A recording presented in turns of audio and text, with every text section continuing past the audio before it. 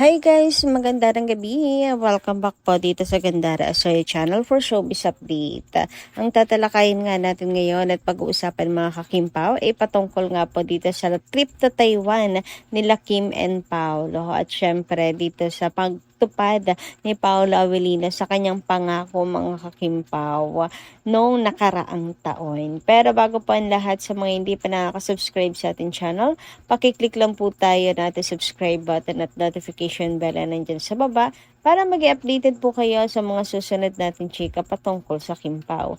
Maraming salamat!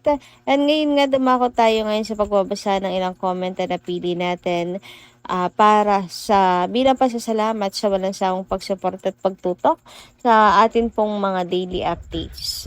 Sabi dito ni Miss Norma Cole, bashers had no value at all. Mga walang silbi. Basta Kimpaw forever. Mahal natin sila.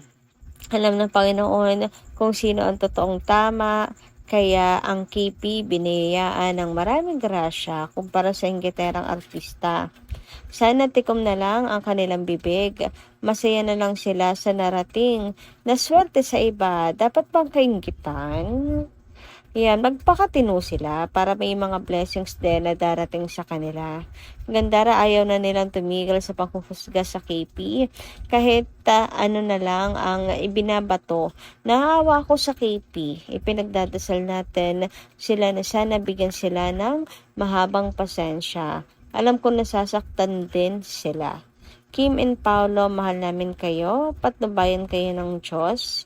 KP forever. Solid seniors.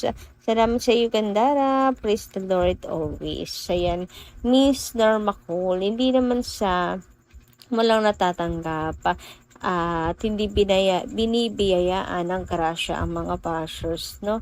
Naniniwala ko na lahat po tayo ay mahal ng Diyos, mga kakimpaw. Makasalanan man o hindi, mga kakipi. Ayan, sobra man yung kasalanan or hindi, mga kakimpaw. Naniniwala po ako doon. It's just that etong mga bashers na to lang talaga ni Kimi, kaya mas blessed si Shinita Princess ay dahil hindi po sila na marunong magpahalaga. Alam niyo yun, may hinahanap pa, hindi po marunong makontento. Tapos gumagawa po ng masama. Hindi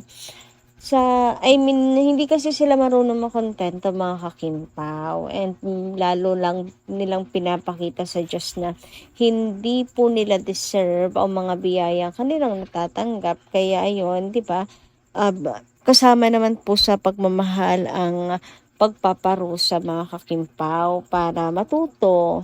Ayan, bilang ano po sa kanila, bilang leksyon, mga kakimpaw, na dapat ay matuto kayo magpahalaga at makontento at pagyabungin yung ibinibigay na biyaya ng Diyos. Hindi lang puro ano po, mga kakimpaw, tago, ganyan, pagyabungin mo. Tapos mag-share ka rin ng blessings sa iba. So, ganun siya, mga kakimpaw. Kaya siguro wala silang pag-usad, hindi na pinapayabong, ginagamit pa sa masama, tapos hindi pa marunong mag-share ng blessings. Ayan. So, mas konti yung ibinibigay ng Diyos, mga kakimpaw. Pero may biyaya kasi mahal pa rin ng Diyos at di naman po matitias, mga kakipi. So, naniniwala ako doon. Sina Kim and Paolo, bukod sa mabuti na, marunong pa pong mag-share ng blessings at talagang pinapayabong, pinapalago pa po nila yung mga blessings na dumarating sa kanila, 'di ba? Para may ma-share pa po sila na blessings sa iba. Anyway, sabi naman po dito ni Miss Evangeline Junsay, magandarang gabi sa inyo. Si Gerald pa ba? Babaero yon. So, una lang yan mabait. Kung magsawa yan, uulit pa rin yan. Sa dugo na niya yan. Sobrang lande, walang patawad. So, actually, yung huling relationship niya, kala po ng lahat talagang patungo na po sa pag-settle down. Pero mukhang hindi pa rin talaga natiis, mga kakimpaw. At tumatagal lang ng ilang taon. Pero kapag nasa dugo mo na talaga yan, ugali mo na talaga yan, makakatiis ka ng ilang taon, pero babalik at babalik ka talaga no? So, mahirap nang kumawala dyan, pwera na lang kung isurrender ang sarili sa Panginoon. Ayan, talagang may pagbabago kang makikita mga kakimpaw. Pero hangga't wala, hindi tinatanggap ang Diyos sa sa sarili mo, eh, hindi mahihirapan ka talaga. Andiyan at andiyan ang tukso. Talagang mahina ka sa tukso. Okay? Anyway, hindi naman na 'to natin dapat na pinag-uusapan mga kakimpaw dahil wala rin naman ang pakialam si Chinita Princess, 'di ba? Sa love life niyan. And hindi na rin po tatanggapin at papapasukin pa ni Kimi sa buhay niya. XIX at hindi na dapat balikan. Ginawa ni Kim ang dapat, hindi siya nagkulang. Actually, sinigurado niyang hindi talaga siya nagkukulang. Labis-labis lang ibinigay ni Chinita Princess. Pero, di ba, nagawa pa rin siyang lokohin in her best version of herself. So, paulit-ulit lang din yung gagawin mga kakimpaw. Kasi wala na nga reason para iniwan pa rin siya, di ba? Kaya wala nang balikan yan. Anyway, dumako naman po tayo dito sa trip to Taiwan nila Kim and Paolo na finally mga kakimpaw nilapag na rin. So wala pong nagdidilulo sa pamilyang to. FYI lang sa mga bashers. Ayan na, at meron na kami may sasampol sa inyo na malutong-lutong mga kakimpaw, di ba? Meron na tayong pruweba talaga na hindi na lang tayo umaasa sa dilulo. Ito na talagang real na to dahil sa ayuda na yan. Makikita nyo dito na talagang si Kim and Paolo magkasama. And sa Taiwan talaga sila nag-celebrate ng kanilang 20 years mga kakimpaw. 'Di ba? Ang dami pang nagtampo noon kay Paolo Avellino, but iniwan si Kim Chiu kung kailan anniversary pa man din ni Kimi sa showbiz industry. Saka biglang layas naman. Eh yun pala nakaplano na to sa Kim Pao. Baka nga pagpasok pa lang ng taon, habang ginagawa pa lang po schedule ni Kim, naka-schedule na yan mga kakimpaw, di ba? Talaga naka-reserve na yan. And dahil nga sa 20 years na rin si Paula Avellino sa showbiz, mga kakimpaw, dalawa na po sila, sabay nang nag-celebrate ng kanila pong anniversary, 20th anniversary. And napili nga po nila sa Taiwan para isang lakad kasi may event din po roon si Paula Avellino. O, diba? For the supportive jowa lang po ang peg ni Chinita Princess. Eksakto anniversary, tapos sa full support si Kimi sa event ni Paula Avellino. O, diba? Napaka-perfect lang ng relationship nilang dalawa.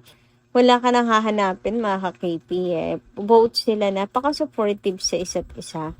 Samantala, dumako naman nga po tayo sa sinabi ni Paula Avellino last year na wala naman siyang tinatago. And ayan nga, wala talagang tinatago mga kakimpaw. Kita niyo naman, di ba, talagang lagi po silang magkasama. Wala na rin nga silang pakialam kung makita po sila in public mga kakimpaw eh.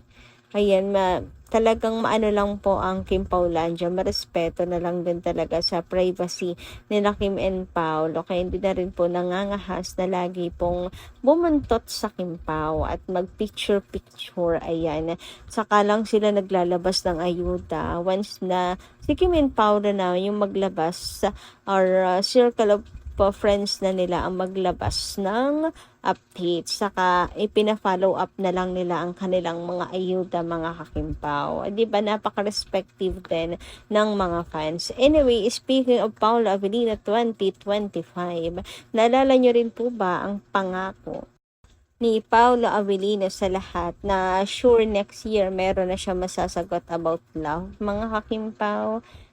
Siguro na pagdesisyonan na nga nila Kim and Paolo na next year or this year na po nila at talagang ilalantad ang kanilang relasyon. So nasimula na po nila sa world tour mga kakimpaw and magtutuloy-tuloy na yan. Tulad na lamang din po nito na hindi na po talaga sila, kumbaga ay kung dati 90% nagtatago pa ang Kimpaw, ngayon ano na lang, mga 40% na lang mga ka-KP. Napaka-private pa rin kasi talaga nila Kim and Paula, but not secret naman ang kanilang relationship.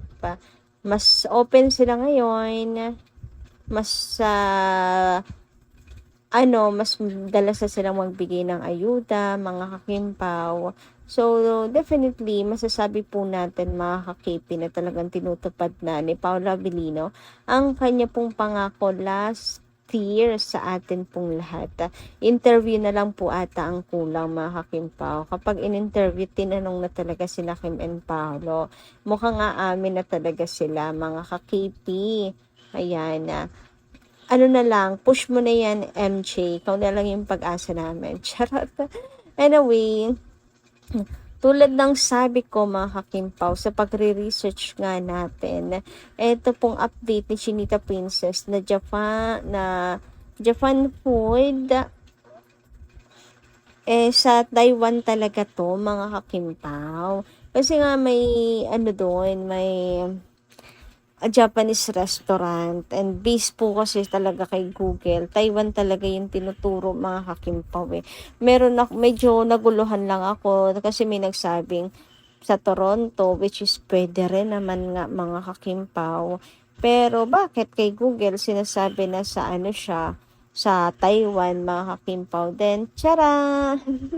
Ibig sabihin tama lang talaga si Google yung ating pag-search mga kakimpaw. So talagang nung una pa lang nagbigay na ng clue si Chinita Princess na magkasama sila ni Paula Avellino sa Taiwan.